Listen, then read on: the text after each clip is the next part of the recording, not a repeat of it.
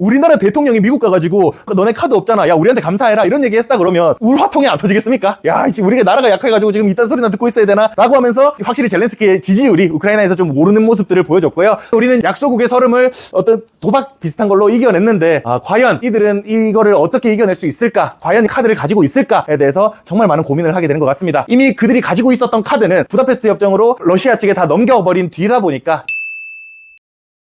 첫 번째, 약소국의 서름에 대해서 말씀을 할 건데요. 일단은 2월 28일 날 트럼프와 젤렌스키가 종전 협상을 한다라는 게 나왔습니다. 어떤 얘기를 할까? 기본적으로는 히토류 광물 같은 자원 개발권을 미국한테 주고 미국이 우리의 안보를 보장해 줘라. 이런 뉘앙스로 협상이 진행되는 게 사실상 이제 기정사실화가 돼 있다라고 봐도 되거든요. 그러니까 원래 협상이라는 거는 이 대빵들은 실무진들이 밑에서 다 짜놓은 거에서 나와가지고 얼굴 비치고 악수 한번 하고 하하 웃다가 헤어지고 기자회견하고 이게 디폴트입니다. 협상이라는 건 원래 그런 거예요. 밑에서 실무진들이 다 판을 짜놓고. 근데 다들 아시겠지만 이번에 고선까지는 아니지만 서로 언쟁이 오가는 이슈가 있었던 것 자체가 뭐지? 도대체 이게 제대로 된 건가? 라는 생각이 들 수밖에 없는 상황이 연출되긴 했었거든요. 일단은 러시아와 우크라이나의 전쟁 관련해서 왜 일어나게 됐는지는 제가 작년 5월쯤인가 우크라이나의 러시아 본토 공격 관한 이슈를 또 말씀을 드렸었다 보니까 러시아와 우크라이나의 전쟁의 배경이 혹시라도 궁금하신 분은 이걸 찾아보시면 조금 도움이 될 것 같고요. 일단은 회담에서 트럼프가 당신은 가지고 있는 카드가 없다라고 얘기를 했습니다. 사실상 엄청난 모욕을 줘버린 거죠. 그래도 협상 대상국의 대통령인데 미국 대통령도 대통령이지만 그래도 이제 한 국가의 수장한테 너 카드 없잖아 이렇게 얘기하는 것 자체가 확실히 트럼프는 정치인이 아니라 비즈니스맨이구나 라는 생각이 들 수밖에 없는 얘기를 했다고 볼 수 있겠고요. 그런 와중에 우크라이나는 많은 광물을 가지고 있기는 합니다. 중요하다면 중요한 걸 수도 있겠지만 사실 광물에 대해서는 생각보다는 중요하지는 않습니다. 왜 그러냐면요, 리튬이 하얀 석유라고 얘기하잖아요. 미국에 엄청난 규모의 리튬 광산이 발견됐다 이런 이슈가 또 몇 번 나왔던 것 같거든요. 그래서 미국은 진짜 신이 내린 땅 아니냐라고 얘기를 많이 했었는데, 문제가 뭐냐면 리튬이 히토류는 아니지만 히토류에 거의 준할 정도의 희귀한 광물이긴 하지만 그 리튬을 채굴하는 데 있어서 리튬의 반응성이 너무 크기 때문에 그거를 다시 리튬으로 환원시키는데 어마어마한 비용이 발생을 합니다. 인건비도 그렇고 화학 물품값도 그렇고 당연하겠지만 그거에 쓰는 유독가스가 많이 나오니까 환경 비용도 꽤나 많이 발생을 할 수밖에 없다는 거죠. 그래서 있다고 해도 채굴할 수가 없는 게 선진국입니다. 왜냐면 선진국은 인건비며 환경비용이며 많은 것들을 부담해야 되니까요.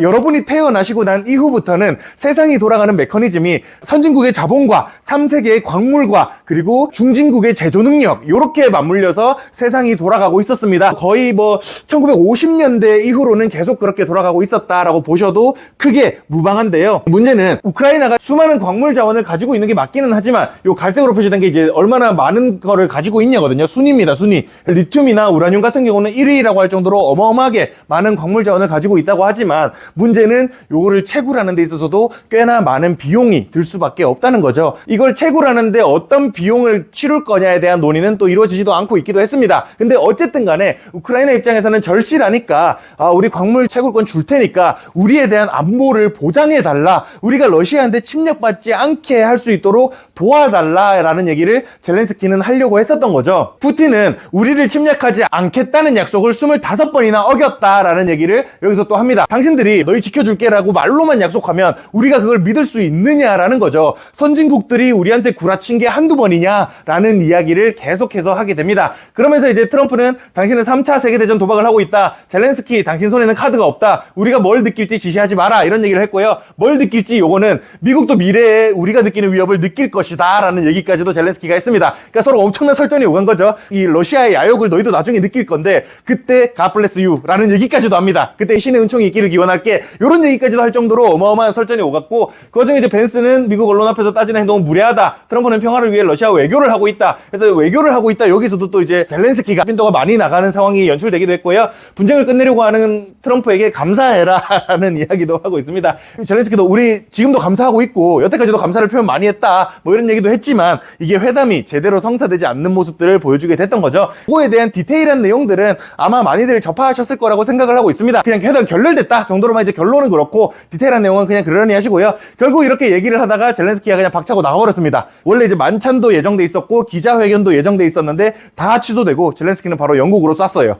어쨌든 이런 상황 속에서 젤렌스키가 약간 욕을 하는 듯한 뉘앙스의 촬영이 된 게 있는데요. 보시면 댄스가 얘기를 하고 있습니다. those things. I have been to I've actually watched and seen the stories, and I know what happens is you bring people, you bring them on a propaganda tournament. 여기서 이제 러시아가 하나 떴죠. 그게 이제 수가블리앗이라는 말인데요.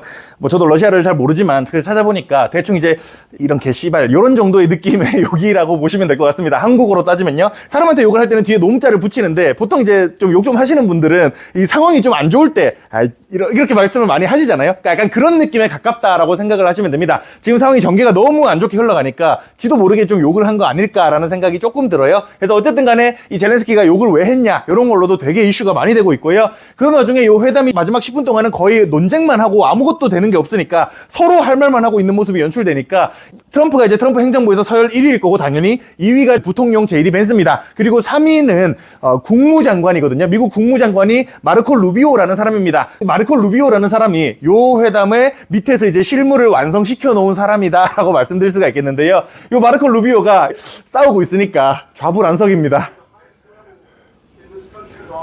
오줌 마려운데 뭐 어디 갈 수는 없는 애 마냥 이렇게 되게 이제 불편한 표정과 자세로 앉아 있는 모습을 보실 수가 있겠는데요.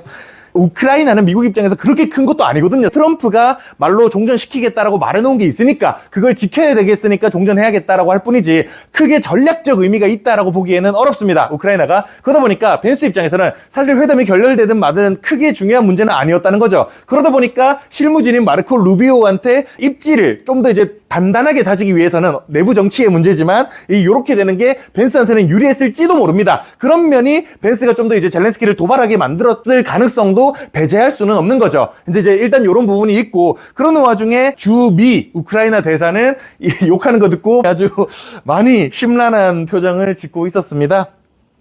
참 안타까운 것 같아요. 말하는 거 들어봐도 우리나라 대통령이 미국 가가지고 너네 카드 없잖아. 야 우리한테 감사해라. 이런 얘기 했다 그러면 진짜 울화통이 안 터지겠습니까? 야 우리가 나라가 약해가지고 지금 이딴 소리나 듣고 있어야 되나? 라고 하면서 확실히 젤렌스키의 지지율이 우크라이나에서 좀 오르는 모습들을 보여줬고요. 뿐만 아니라 수많은 유럽 국가들도 미국에 대한 분노가 어마어마했습니다. 그래서 이제 유럽 국가들의 공식 계정에다가요. 덴마크도 우리는 우크라이나 편이다. 크로아티아도 우크라이나 편이다. 뭐 핀란드도 에스토니아도 아일랜드도 라트비아, 룩셈부르크, 프랑스, 폴란드, 스페인, 몰도바, 리투아니아, 체코, 노르웨이, 독일, 포르투갈, 뭐 여기 캐나다 트리도 그리고 아이슬란드, 네덜란드, 벨기에, 루마니아 여기는 이제 EU 외교안보정책 뭐 책임자 그리고 EU 집행위원장 또 그렇고 이 영국 스티머 총리도 SNS가 아니라 공식적으로 우크라이나를 지지하는 모습을 보여줬습니다. 전쟁 초기 개전 때 유럽이 되게 단결된 모습으로 우크라이나를 도와줘야 된다라는 뉘앙스가 있었거든요. 러시아 우크라이나 전쟁이 터졌을 2022년에 지금 유럽 국가들은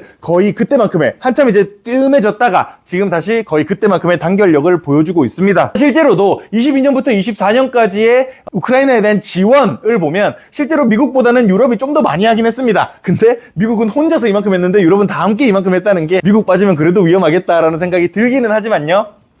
근데 사실 이 지원도 보면 그런 것 같습니다. 어쨌든 전쟁에 나가서 싸우는 사람들은 우크라이나 사람들이고 거기에 돈 줘봐야 결국 그걸로 무기 사거든요. 근데 그 무기가 누구한테 가느냐? 결국 미국한테 가고 무기를 생산하는 국가들한테 가겠죠. 솔직히 러시아 우크라이나 전쟁으로 우리나라도 덕을 엄청 받습니다. 다만 공개적으로 얘기하기는 힘들 뿐인 거죠. 우리도 이제 방산업체들이 진짜 놀았잖아요. 방산업체 주식들만 봐도 다 아실 겁니다. 근데 그거 다 어디서 나왔냐? 얘네들이 준 돈 우리가 받은 거죠, 사실. 참 마음이 아픕니다. 이게 그 사람들의 목숨을 대가로 받은 돈인 건데 과연 좋은 일일까 싶기도 하고 어쨌든 그렇습니다. 어쨌든 정말 약소국의 서름인 것도 그렇고 그만큼 유럽 국가들이 많이 편들어준다고 하는데 이렇게 편들어줘가지고 미사일 5,000개 보내준다고 합니다. 미사일을 하루에 몇십만 발을 쏘는데 미사일 5,000개 보내준다고 그렇게 하는 것 자체도 유럽이 과연 SNS로는 이렇게들 말은 한다지만 과연 실제로 뭔가를 도움을 줄 수 있을까에 대해서는 굉장한 회의감이 개인적으로는 드는 것 같다라는 생각이 좀 들고 있고요. 그런 와중에 우크라이나 위기 관련해서 1994년 부다페스트 양해각서에 대해서 알고 있으면 좀 좋을 것 같습니다. 이게 뭐냐면 소련이 1991년에 붕괴됐습니다. 붕괴되면서 이 소련의 국경 경계였던 우크라이나 지역에 수많은 핵 핵탄두하고 대륙간 탄도미사일 그리고 뭐 전력 핵탄두 꽤나 많은 것들을 우크라이나 땅에 냅두고 있었거든요. 근데 이 1994년 부다페스트 양해각서를 통해서 핵무기 포기를 선택하게 됐고 핵 확산 금지 조약의 회원국이 됐고 국제 원자력 기구에 가입을 하기도 했습니다. 그래서 94년부터 96년까지 4회에 걸쳐서 핵탄두를 모두 러시아로 이전을 하게 됐습니다. 그 대가로 받은 게 뭐냐? 우리가 유사시에 너네 나라 지켜줄게 라는 약속을 받은 거죠. 보시면 94년 12월 러시아, 미국, 영국과 함께 핵무기 포기와 영토 주권 보존, 정치적 독립을 맞교환하는 것을 골자로 부다페스트 양해각서 서명으로 이어졌습니다. 근데 지금 상황을 봤을 때 과연 요때 이걸 포기한 것이 맞았느냐라는 생각이 들게 만드는 거죠. 상호 확증 파괴라는 개념 들어보셨죠? 핵무기를 가진 국가끼리는 절대 서로 침략하면 안 됩니다. 왜냐면 서로를 반드시 죽일 수 있는 기술이 있거든요. 그러니까 필살기라고 표현을 하죠. 핵은 정말로 서로를 진짜 회생 불가능할 정도로 죽일 수 있는 어마어마한 무기이기 때문에 웬만하면 핵무기를 가진 국가에는 쳐들어가지 않는 게 기본적으로 이제 원칙이라면 원칙이랄까라고 볼 수 있겠습니다. 그래서 만약 우크라이나가 핵무기를 포기하지 않았다면 러시아가 주저하지 않고 우크라이나를 침공할 수 있었겠느냐라는 것이 핵심 이슈였다라는 얘기를 2023년에도 했었는데요. 지금도 마찬가지 상황인 거 아닌가 싶습니다. 우리는 우리의 힘을 지키기 위해서 우리의 카드가 있는가에 대해서 한 번쯤은 생각해 봐야 될 것 같은데요. 우리나라도 약소국이었던 적이 있었죠. 우리는 1950년 한국전쟁 시기에 대해서 얘기를 조금 해보려고 합니다. 우리가 휴전을 1953년 7월 27일에 조인을 했거든요. 근데 김일성이하고 중국 대표는 여기 와가지고 사인을 했는데 우리나라 대표는 여기 없습니다. 그냥 유엔군 총사령관이 대표로 했을 뿐인 거죠. 그만큼 우리나라 한국군이 얼마나 결정권이 없었느냐에 대한 게 여기서 자명하게 보인다고 말씀을 드릴 수가 있겠고, 그 와중에 전쟁이 1950년에 났습니다. 1년 만에 전쟁은 정체되기 시작했어요. 인천 상륙작전으로 다 밀고 올라가고 압록강까지 갔다가 중공군이 개입하면서 이제 다시 밀려 내려오고 38선 근처에서 이제 치고받고 싸우는 게 한참 정체가 된 게 1년 차쯤이었을 때였습니다. 그때부터 우리는 정전 협상을 시작을 했었어요. 그러니까 슬슬 정체되니까 여기서 이제 정전합시다. 서로 모두가 밀고 가지 못하는데 대충 끝내고 살아야 되지 않겠습니까? 라고 회의를 시작한 게 51년 중반으로 접어들면서 전선이 고착화되면서 지구전의 양상으로 접어들고 있었다. 미국과 소련은 비밀 협상을 거쳐 휴전회담을 개최하기로 합의했고, 이 비밀 합의에 따라서 유엔 주재 소련 대사 말리크가 1951년 6월 23일 유엔 라디오 연설을 통해 전쟁 교전 당사국들 사이의 휴전과 군 병력의 38선으로의 철수를 논의하기 위한 휴전 회담을 개최할 것을 제의했다. 6월 23일부터 시작했는데 53년 7월 27일에 끝났습니다. 얼마나 오래 휴전 협상을 한 겁니까? 그리고 이 기간 동안 또 얼마나 많은 우리나라 국민들이 죽어야 했었습니까? 태극기 휘날리며 혹시 다들 보셨나요? 전 태극기 휘날리며를 볼 때마다 눈물이 막 줄줄 나는데, 태극기 휘날리며도 초반부터도 야 휴전한대 이런 얘기가 계속 나오거든요. 근데도 그러고 2년 동안 계속 싸웁니다. 얼마나 큰 비극인지 모릅니다. 어쨌든 2년간 휴전 회담을 진행하면서, 그러니까 서로 합의 안 맞으니까 휴전 회담을 오래 할 수밖에 없었죠. 그러니까 북한의 요구와 중국의 요구 그리고 유엔군의 요구가 달랐고, 그 와중에 한국군은 발언권조차도 아주 약소할 수밖에 없었던 거죠. 그 와중에 우리의 군 통수권자는 이승만이었고, 이승만은 그 안에서 본인의 발언권을 얻기 위해서 강경한 선택지를 선택하게 되는데요. 그게 뭐였냐면요, 방공포로 석방이라는 카드였습니다. 뭐냐면 이때는 이념 논쟁이 엄청나게 심할 때였고, 6.25 전쟁은 사실상 미국과 소련의 대리전이라고 표현해도 될 정도로 자유진영과 공산진영 간의 대립이 아주 극렬했습니다. 뭐 우리도 그랬을 수도 있겠지만 북한 측에서는 반공주의자임에도 불구하고 강제로 모아다가 군에 입대시켜가지고, 태극기 휘날리며에도 나오잖아요. 강제로 입영시켜가지고 전쟁을 내보내잖아요. 그러니까 북한도 마찬가지로 그렇게 했습니다. 그 안에 반공주의자도 꽤나 많았다는 거죠. 서로가 수많은 포로를 데리고 있었고, 그 포로 안에서 4만 명 정도가 반공주의자였다는 겁니다. 근데 기본적으로 제네바 협약에 따르면, 그러니까 전쟁에 관한 협약인데요, 제네바 협약에 따르면 포로는 기본적으로 원래 있던 국가에 포로를 돌려주는 게 원칙입니다. 요 합의 과정에서도 꽤나 이제 얘기가 길어지기는 했었지만, 기본적으로는 돌려주는 거를 골자로 하자. 그리고 혹시라도 선택을 하고 싶어 하면 일단은 제3국에 보냈다가 제3국에서 얘기를 좀 한참 한 뒤에 다시 이제 어떻게 할지 결정하게 만들자라는 게 이제 골자로 협상이 진행되고 있었는데, 이 이승만이 내가 지금 여기서 아무것도 못하면 남한은 무조건 다시 침공당한다 라는 생각에서 아주 강경한 노선을 취했던 게 요 방공포로 석방이고, 읽어보겠습니다. 1954년 6월 18일 전국 포로 수용소에 수용된 방공포로 27,000여 명을 미국과 사전 협의 없이 전격적으로 석방하여 국제사회를 놀라게 했다. 이승만 대통령의 방공포로 석방 명령은 회담에 한국 대표가 불참한 가운데 우리 의사와 관계없이 마무리되고 있는 회담에 대해 미국이 항의와 경고도 했으나 받아들이지 않자 취해진 극단적인 행동이었다라고 이야기를 하고 있습니다. 우리는 정말로 말도 안 되는 카드를 썼던 거죠. 이승만도 아마 도박이었다면 도박이었을 겁니다.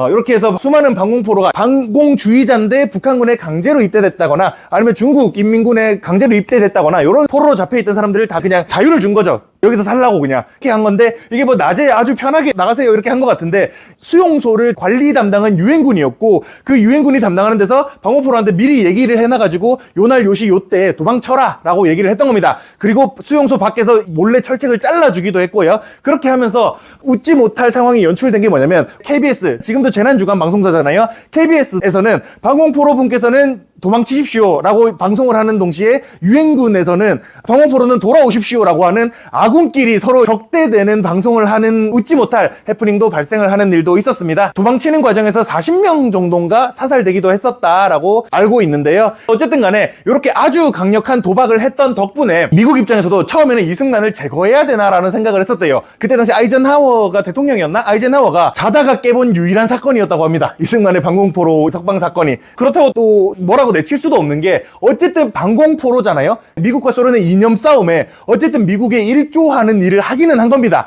휴전회담을 완전 방해하는 일이기는 하지만 서로 간의 이념 전쟁에 있어서는 어느 정도 일조를 했다 보니까 마냥 뭐라고 할 수도 없고, 야 이승만 이 새끼 이거 무서운 사람이네 라고 하고서 어느 정도는 요구를 수용해야겠다라고 할 수밖에 없었던 거죠. 그리고 이제 우리는 그 덕분에 한미 상호 방위 조약이라는 거를 휴전 협정이 끝나고 나서 맺게 되었습니다. 서로가 서로의 땅이 공격받으면 무조건 지체 없이 참전국이 되는 걸로 한미 상호 방위 조약을 맺게 됐고, 어느덧 71주년이 되었습니다. 미국에서 전쟁 나도 우리는 무조건 전쟁에 참여를 해야 되는 나라고요. 우리나라에서 전쟁 나도 미국은 무조건 참전을 해야 되는 나라입니다. 그래서 다행인지 불행인지는 모르겠지만 어쨌든 요것 덕분에 우리나라는 외세에 침략받을 일이 거의 없었다. 사실상 이제 아예 없었죠. 한국전쟁 이후로는 아예 없었다고 정리를 드릴 수가 있을 것 같습니다. 우리는 안 무서워도 미국의 핵은 무서우니까요. 모든 나라들이 다행이라고 얘기할 수 있는데, 어쨌든 간에 우리는 이렇게 약소국의 서름을 어떤 도박 비슷한 걸로 이겨냈는데, 과연 이들은 이거를 어떻게 이겨낼 수 있을까? 과연 이들은 카드를 가지고 있을까에 대해서 정말 많은 고민을 하게 되는 것 같습니다. 이미 그들이 가지고 있었던 카드는 부다페스트 협정으로 러시아 측에 다 넘겨버린 뒤라 보니까 우리도 그랬던 적이 있었던 나라로서 마음이 정말 많이 아프다라는 생각이 드는 것 같습니다. 그런 와중에 우린 또 이제 유머를 잃지 않아야 됩니다. 우리 AI가 또 이런 영상들을 열심히 잘 만듭니다. 혹시나 이런 거 보시고 야 트럼프랑 젤렌스키 싸웠어? 이렇게 믿으시면 안 됩니다. AI가 만든 영상에 그 사진으로 캡처한 거니까 싸우지 않았어요. 논쟁만 하다가 젤렌스키가 그냥 나갔습니다. 정리를 드리자면요, 최근 트럼프와 젤렌스키 간의 우러 전쟁 종전안이 논의되었으나 결국 파행으로 치달았습니다. 젤렌스키는 벤스 부통령의 발언 중에 수카블리앗이라고 욕설까지도 하는 모습을 보여줬고요.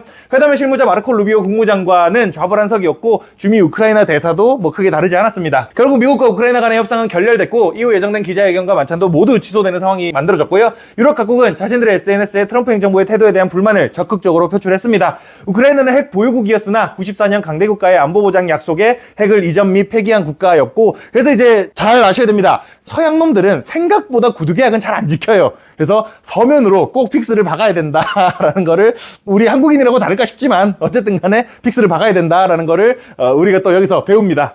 우리나라 또한 70년 전 약소국의 서름을 가지고 있었으나 사용할 카드가 있었기에 무사히 극복해낼 수가 있었고요. 사용할 카드 하나 없는 우크라이나는 통탄의 서름을 느낄 수밖에 없는 상황에 있다고 정리를 드릴 수가 있겠습니다. 혹시 궁금하신 거 있으신가요?